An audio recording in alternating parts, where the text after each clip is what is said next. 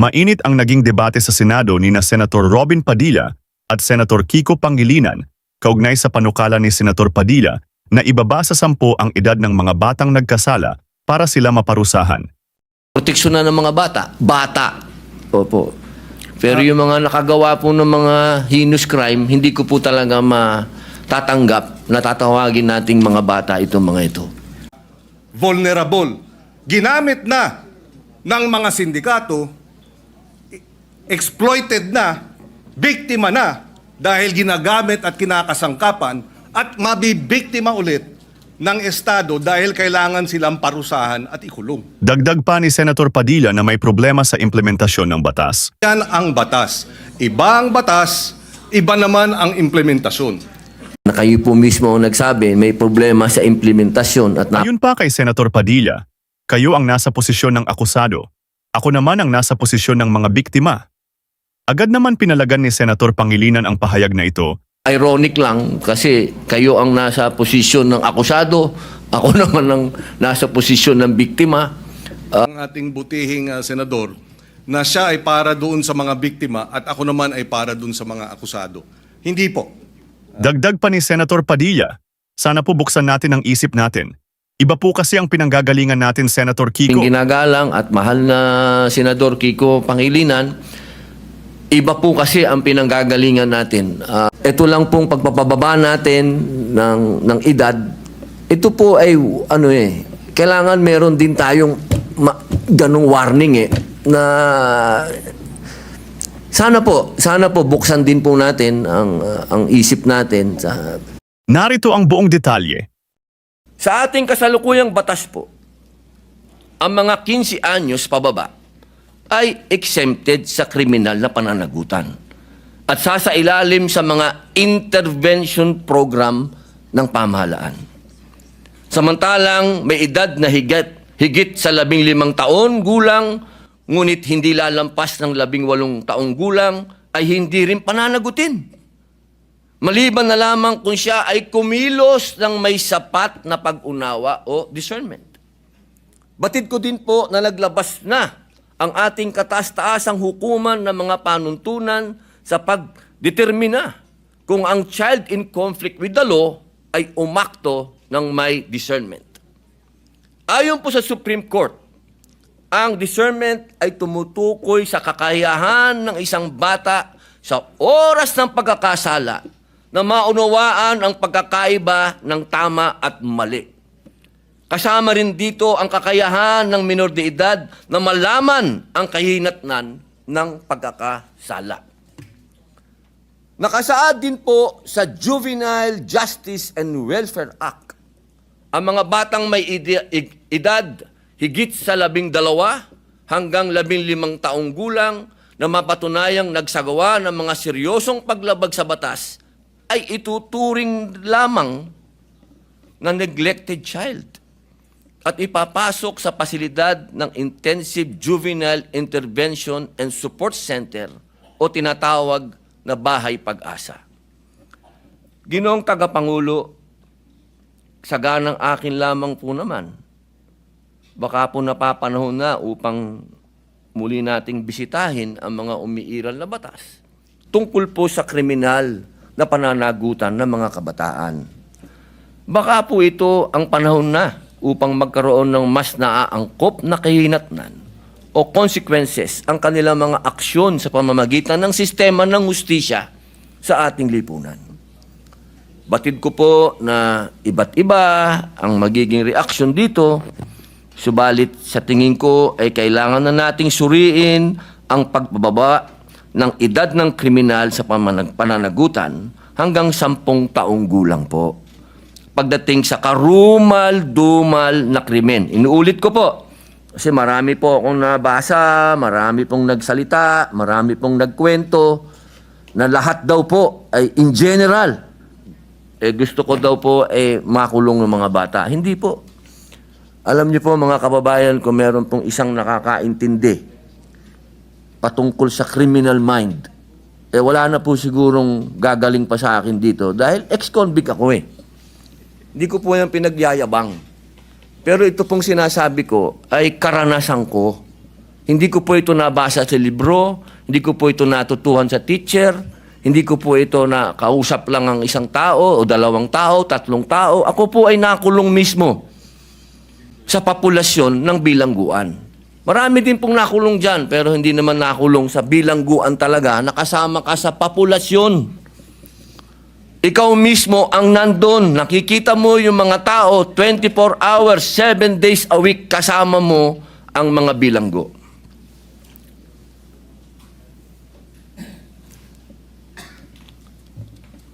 Yan naman po ay kasabihan na dito sa atin. Experience is the best teacher. Yes, Mr. President, next to interpolate is Senator Francis Kiko Pangilinan. I move that he be recognized. The main author of the Juvenile Delinquency Act, Senator Pangilinan. Ginoong Pangulo, bago po umpisa si Senator Kiko, gusto ko lamang po siyang batiin at siya na po ang chairman ng Constitutional Amendments and Revision. At maraming salamat din sa dating chairman ng Constitutional Amendments Committee.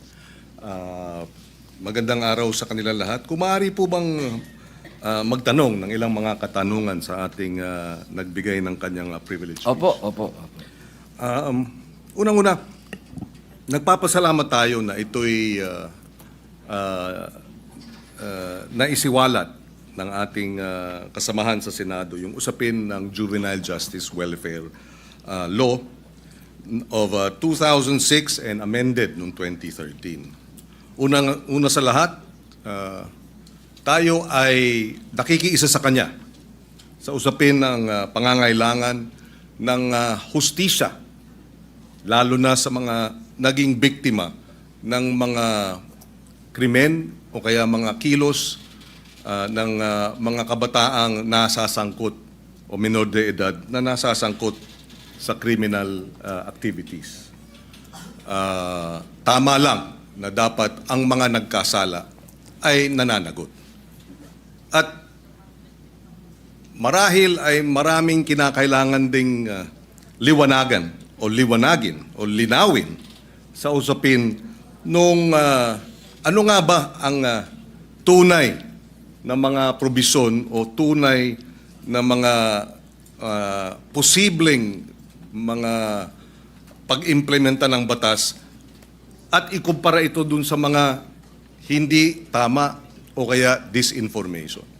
Unang-una sa lahat, hindi po tama at hindi ito naaayon sa batas na walang pananagutan ang kabataan na nagkakasala. Number 1. Number 2, hindi rin tama na ang nagkasala sa batas na menor de edad ay dapat pakawalan. Number 3, hindi rin tama na kapag ikaw ay below 15 at up to 9 years old at ikaw ay nagkasala, ay dapat kang pakawalan. Maliwanag, noong 2006 na ipasa yung batas, nakita ang ilang mga naging problema sa implementasyon ng batas. Kaya noong 2013, ito ay inamendahan under the chairmanship then of now Senate President Chis Escudero. He was the chairperson of the Senate Committee on Justice. Ngayon, siguro isang tanong, ang unang tanong, maaari bang masabi na oo, may kakulangan ng batas, ngunit mas marami ang kakulangan sa implementasyon kaysa sa batas mismo? Una po, linawin ko po sa ating kaibigan, Senator Kiko Pangilinan, wala po akong sinabi na kulang ang batas. Ang sabi ko po ay napakaganda ng batas na ito. Hindi lang po siya napapanahon ngayon. Sa pangalawang tanong po, totoo po yan, sa maiksing panahon ko po dito sa Senado, napakadami pong magagandang batas. Sobrang gagandang batas, hindi po talaga na-implement. Hindi lang po sa usapin na ito. Usapin lang ng agrikultura, number 1 na yun. Public information, number 2 na yun. Pero ito pong tanong nyo po, totoo po yan. Implementasyon ang kulang. Pero alam nyo naman po sa buhay ng... Ito lang po, opinion ko lang po ito. No? Dahil ako po ay hindi ko naman po itinatago na tayo po'y galing dyan sa ganyang klaseng buhay. Yung mga ganito po kasi, alam nyo, minsan iisipin natin ang mga kriminal bobo, kriminal tanga, kriminal walang isip. Gusto ko pong sabihin sa inyo, nagkakamali po tayo. Yan ho ang mga pinaka may brilliant mind, ano? Kung gusto nilang gumawa ng krimen at gusto nilang gamitin po talaga yung mga bata, talaga pong magagamit po nila. Kaya ulitin ko po, Senator Kiko, wala po akong nakitang hindi maganda sa batas po ninyo. Ako po'y naniniwala dito sa batas po ninyo. Kaya lang po, kailangan po natin mag-adjust po sa panahon po ngayon. Maraming salamat sa paliwanag at sa kasagutan. Kanina nabanggit nung in-interview na kabataan na kaya nila ginawa yung batas, yung kriminalidad. Kaya sila gumawa ng krimen ay dahil hindi sila mapaparusahan. Tama yun, hindi ba? Tama yung kanilang, yung bitiw na salita. Tama ba yun sa ilalim ng batas na pag sila ay gumawa ng kriminalidad o krimen ay hindi sila mapaparusahan? Sa usapin po ng, kasi ganito po yan, no? Napakaganda po nung inyo pong katanungan. Ang bata kasi, kahit siya, lalahatin ko na po, ano? Kasi ganito yan pagka sinabi mong pananagutan, ang kaduktong po nun, dapat may parusa.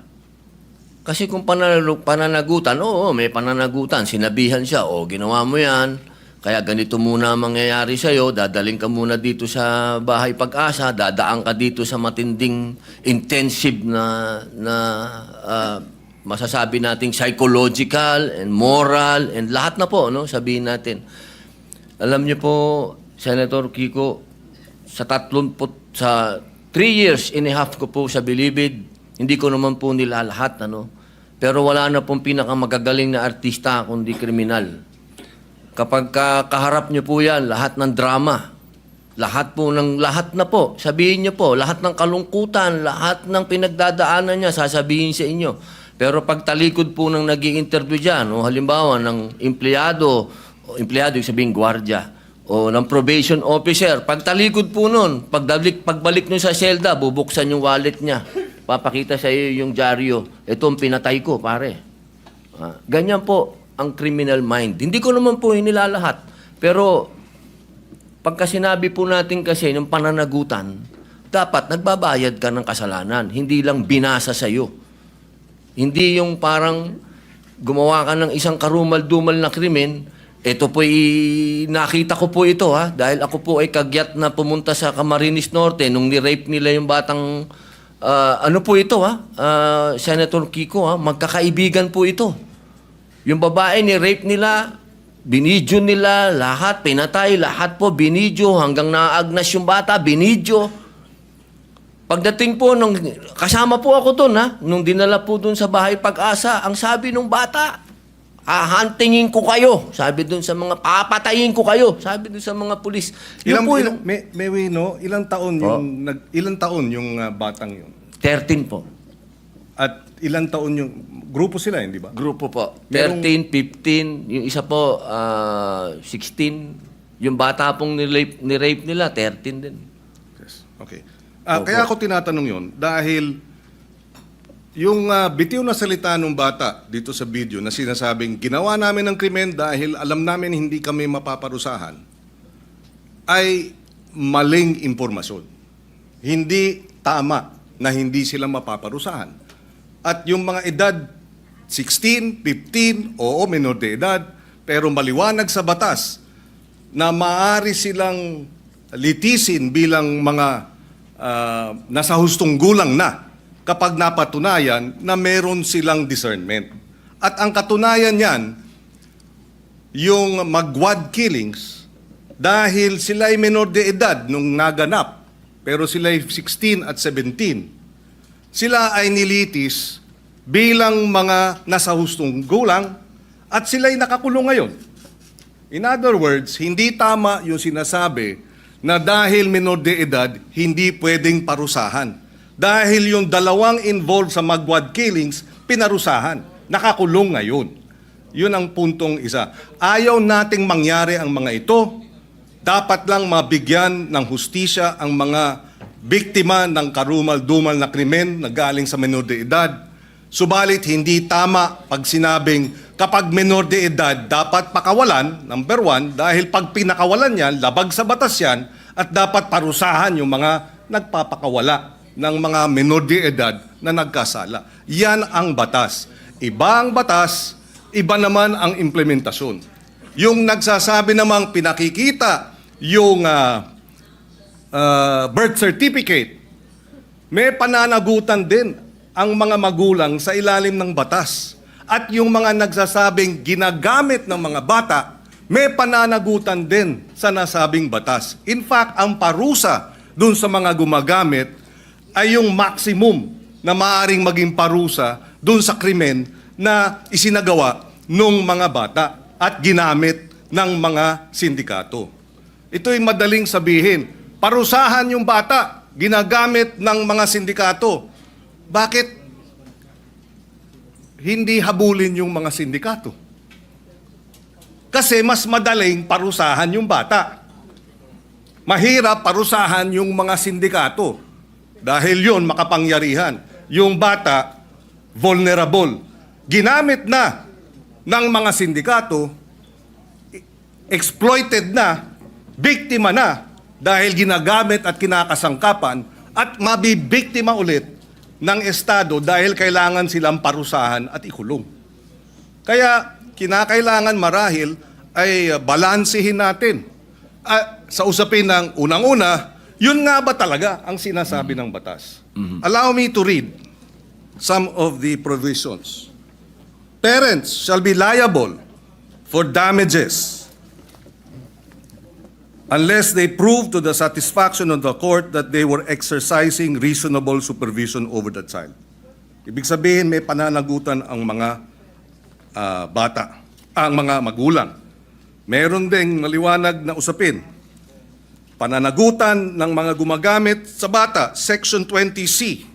Any person who in the commission of a crime makes use, takes advantage of, or profits from the use of children, including any person who abuses his authority over the child, shall be, or instigate the commission of the crime, shall be imposed the penalty prescribed by law for the crime committed in its maximum period. So kung ginamit sa droga, maximum sentensya sa usapin ng illegal na droga ang ipapataw dun sa mga magulang o sa mga adults, sa mga sindikato na gumagamit sa mga bata. Again, ihiwalay natin yung implementasyon ng batas.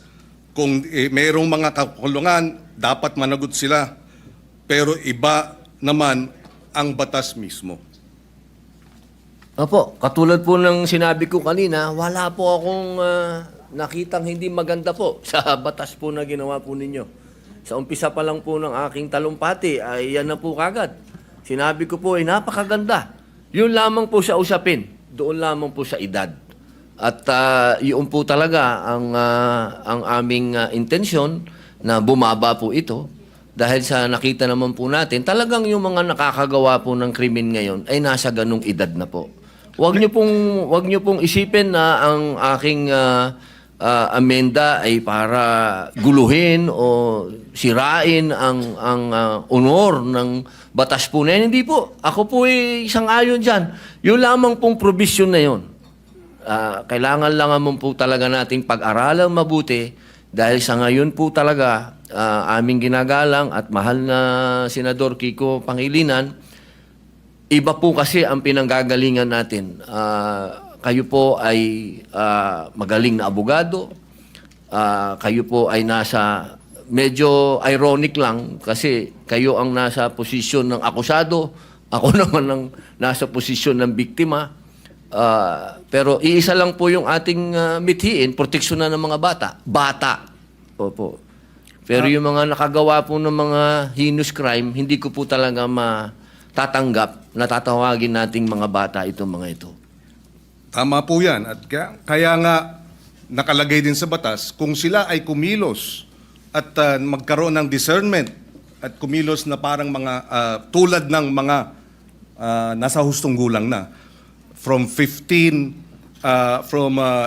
to 15, dapat litisin bilang mga nasa hustong gulang na. At yung 15 and below naman, pagka serious offenses, pwede silang mandatory confinement for a period not less than 1 year. Ibig sabihin, sila ay involuntarily confined for a period of not less than 1 year. So hindi tama pag nagkasala ng rape, ng homicide, ang mga minor de edad na ang edad ay 15 and below, sinasabi ng batas, mandatory confinement of not less than 1 year. Pwedeng maging 2 years, pwedeng maging 3 years, depende sa magiging pasya ng hukom. Pero hindi tama na sabihin, pagka 15, 14, 13, 12, nag-rape, dapat pakawalan. Labag sa batas yun. Ngayon, nais ko rin ipaliwanag at ilagay sa records po natin, narito si Senator Sherwin Gatchalian. Nung siya ay mayor, full implementation ng Juvenile Justice Welfare Law ang kanyang inimplementa. At naalala ko na 70%, if I remember right, nung mga nabigyan ng pangalawang pagkakataon dahil nagkasala na diversion program ay nanumbalik sa normal na buhay at nagkaroon na ng maayos na pamumuhay. In other words, nais din natin malaman pagdating sa committee hearing, dito sa batas na ito, ilan ang mga nakinabang at nagkaroon ng pangalawang pagkakataon at nagbago ng buhay. Dahil yun naman ang kabila nung sinasabing benepisyo at kahalagahan ng batas na ito. Dahil kung wala ang batas na ito, lahat ng mga nagkasala diretso sa kulungan kahit 9 years old at isasama sa mga hardened criminals. Pero dahil sa batas na ito, hindi na hinahalo sa hardened criminals, sila ay inilagay sa isang diversion program. And Senator Win Gatchalian, in fact, I remember during the debates in his first term, was supportive of adding budgetary support for the full implementation of this law. Kaya we welcome this opportunity to debate this dahil dalawa ang punto rito. Merong mga biktima na dapat talagang tugunan at bigyan ng suporta dahil sila ay biktima ng mga nagkasalang minor de edad. In fact, on record, may pananagutan ang DSWD sa mga pamilya ng biktima. Nakalagay yan sa batas na kinakailangan bigyan ng assistance, counseling ng DSWD ang pamilya, kamag-anakan ng mga naging biktima ng karumal-dumal na krimen at iba pang mga kriminalidad na kilos ng mga minor de edad. And therefore, we welcome this opportunity na magkaroon talaga ng diskusyon, makita ang maganda sa batas, makita ang kakulangan sa implementasyon, at tingnan din natin itong usapin ng lowering of the age. Ako, ang punto ko, palagay ko, masyadong mababa ang 10 years old. Although even if you're 10 years old, again, uulitin ko, at ikaw ay nag-commit ng rape, minimum 1 year mandatory confinement. Pwedeng ma-extend dahil yan naman ang sinasabi ng batas. Ako po ay naliligayahan sapagkat kayo po ay bukas sa debate at pagdiskusyonan. Yan naman po yung lagi naman natin dito yan sa Senado. tayo'y open sa kahit anong amendment, sa kahit anong gusto nyo pong gawin. Ang kailangan lang po natin talaga, katulad po nung sinabi ng aking talumpati kanina, kailangan po itong marinig, kailangan itong pag-usapan, kailangan ang mga biktima ay marinig din sa komite. Kung ito po ay pag-uusapan na sa komite ni Senator Alan Peter Cayetano, mas maganda din po na marinig din sila. Alam nyo, mahal na kaibigan, Senador Kiko Pangilinan, yung pagkakataon na ang kabataan po natin sa ngayon, kapag sila ay nakita nila kasi na tayo easy-easy lang, at alam naman natin na kayo po mismo ang nagsabi, may problema sa implementasyon at napanood pa nila ngayon yan, nako, lalo na naman lalakas po ang mga loob ng mga sindikatong bata. Ako po'y kanina, habang nag-uusap po kami ng aking legis, sabi ko sa kanila kanina, alam niyo kung yung mga brilliant mind na mga criminal minds na yan, kung ito ay kanilang i-exploit, talagang mag-aalaga ka talaga ng mga batang wala na sa kanilang pag-iisip. Ito lang pong pagpapababa natin ng edad, ito po ay kailangan meron din tayong ganung warning na sana po buksan din po natin ang isip natin sa usapin ng kailangan na. Hindi po wala kang kailanman nasasabihin sa inyong ako'y kontra sa mga bata o hindi, doon lang ako sa karumal-dumal, doon lang ako sa hinus. Doon lang ako sa hindi masikmura. Ako na to, ako na po ito, hindi ko masikmura. Si Robin na po ako, Nakita ko na ang worst of the worst. Sabihin nyo na. Pero ako hindi ko masikmura. Yun lang po ang punto ko. Wala ako ditong, kahit kailan wala ako ditong kinokontrang personal o wala. Ako kung ano lang ang nasa kalsada, kung ano lang ang nasa 8% ng ating mga taong bayan, kung ano ang nararanasan ng mga naghihikahos sa mga lugar na ang kahirapan po talaga at ang mga kalukuhan at ang mga nandyan na ho talaga, ito po inilalatag ko sa inyo. Ako na po yung boses niyan. Kahit po sa sinasabi natin, makukulong yan, madadala doon. Alam nyo, ang isa ho dapat natin pinag-uusapan kung magkakaroon tayo talaga ng youth detention center. Kasi ako po talaga, patawarin nyo po ako, itong mga gumagawa ng ganitong kasalanan, hindi po yan pwedeng hindi mangulungan. At sinasabi niyo po, nandyan sa batas niyo yan, naniniwala po ako na dapat silang mangulungan talaga. Ang problema, hindi po nangyayari. Hindi po talaga. At yaan po ang nangyayari sa ground. Narinig niyo naman po ang sinabi din ng ating kasama ni si Senator Raffy, talaga pong may problema sa implementasyon. Kaya sana po, kapag tayo po'y nag-hearing, nag-usap-usap, wag po nating isipin na yung batas po ninyo ay hindi po, never ko po yung gagawin, sir. Never. Ako po, gusto ko po magtulungan po tayo para masaayos po natin kung ano ang future ng ating mga kabataan. Kung saan ang direksyon po nila. Katulad po ninyo ako, sumasama po ako sa inyo. Yun lamang po, ang dala ko po sa inyo ay point of view ng ibang naratibo naman. Naratibo po yan ng isang taong nakulong. Nakita ko, mga mata ko, ako po mismo, nung binanggit na ni Senator Bato, kanina, yung patungkol sa mga akyat bahay. Hindi naman po ako naging akyat bahay, pero pag nabasa niyo po yung aking biography, nakita niyo po yan. Talagang nagamit po tayo. Talaga ng mga sindikato. Nung ako'y bata.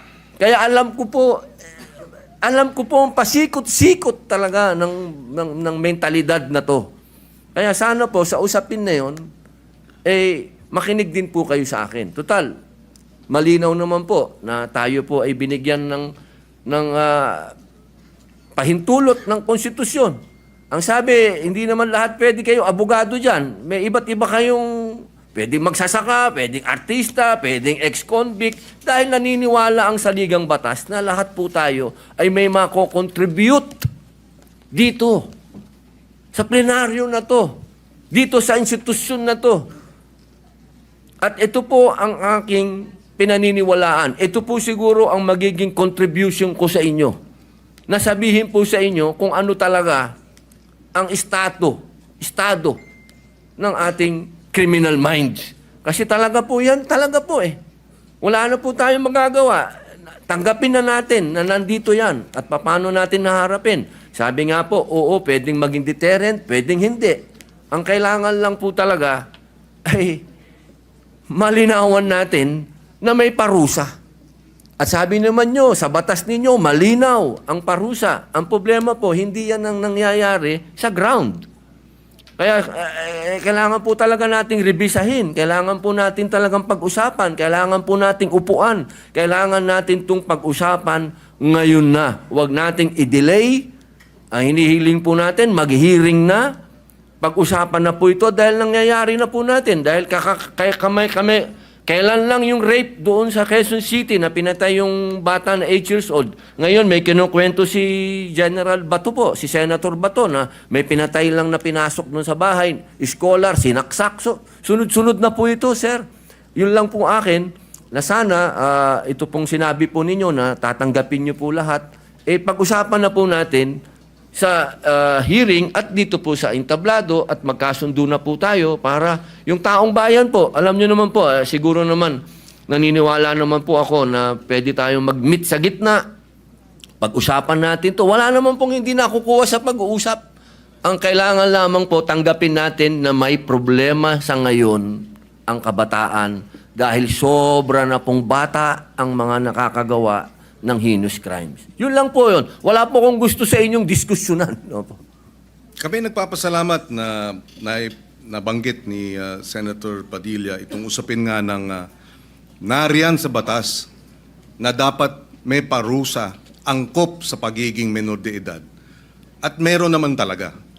Pwede talagang manatiling confined involuntarily, mandatory confinement for many years. 2-3 years pwede yan kung ikaw nagkasala bilang menor de edad. At nabanggit din niya, pero hindi ito ang nangyayari sa baba. So baka ang problema ay sa halip na amendahan yung batas, ipatupad ng tama yung batas. Pero ganun pa man, pakikinggan natin ang magkabilang panig. Ako'y naniniwala na ang kakulangan talaga is the implementation of the law rather than amending the law. Dahil pagka na-implementa ng tama, within 24 hours ng report, dapat ang batang involved sa serious offenses ay idadala na para sa mandatory confinement. Mabilis ang hinihiling ng batas na kilos ng gobyerno. Pag hindi ginawa yan, hindi yan problema ng batas, problema ng implementasyon. Kaya tayo ay bukas makinig, tayo ay bukas dun sa mga minumungkahi, pero ang ating paniwala, ang ating obserbasyon ay mukhang may kakulangan hindi sa batas kung hindi sa implementasyon niya ito. Dahil uulitin ko, yung mga 12 to 15 na nag-serious offenses, hindi dapat pinapakawala yan at mayroong parusang angkop sa edad nila at maaari silang manatiling naka-confine involuntarily. Ibig sabihin, wala silang karapatang lumabas. Their liberties are limited by at least 1 year and it can be even more. And finally, siguro, kailangan lang ipaliwanag, hindi po tayo kumbaga, ang sinabi kasi ng ating butihing senador, na siya ay para doon sa mga biktima at ako naman ay para doon sa mga akusado. Hindi po. In fact, yung amendment natin sa batas na ito ay dapat bigyan ng assistance, suporta, counseling ng DSWD ang pamilya at kamag-anakan ng mga biktima. Mandato yan. At pag nagkulang ang DSWD dyan, sila'y mananagot. Hindi tayo panig sa mga kriminal, hindi tayo panig o sa mga children in conflict with the law o yung mga inaakusahan. Hindi rin tayo panig basta-basta sa mga biktima. Panig tayo sa interes ng pagpapatupad ng tama ng batas. Dahil alam ko, pag tama ang pag-implementa sa batas, lahat makikinabang. Dahil nariyan naman ang mga probisyon para dun sa mga naging biktima at para dun sa mga children in conflict with the law. Maraming salamat po. Opo, ako po'y natutuwa at nanggaling po sa ating mahal na senador na open po siya sa pagdiskusyonan to. At kanina lang po, nabanggit niyo po kanina, parang open na kayo mag-amenda tapos binawin niyo. Doon lang po ako naguluhan. Pero sana po, pag-usapan na lang po natin. Maraming salamat po sa inyo.